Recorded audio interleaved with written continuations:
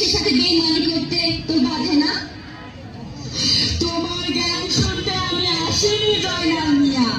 কাজের কথা হইল গিয়া তোমার মাইয়ার ক্যাপ্টেন সাহেবের খুব পছন্দ, তাই ক্যাপ্টেন সাহেবের খেদমতের জন্য ওদের লইয়া যাইতে এসেছি। এ কথা বলতে তোর লজ্জা করে না বেমা? লজ্জা বলো ভাষালি রে, তবে আই জোসনা বানু না, আমাকে ধরবে না। শালি বলে কি রে, তোমরা না ধরে নিয়ে ক্যাপ্টেন সাহেবের খুশি করবো কেমনে?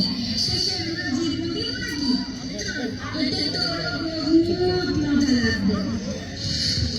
झूठ सब झूठ बोलता है, हम कोई लोग फिर होता है और सारा कुछ दुनिया चालू हम जाबोली टाइम करी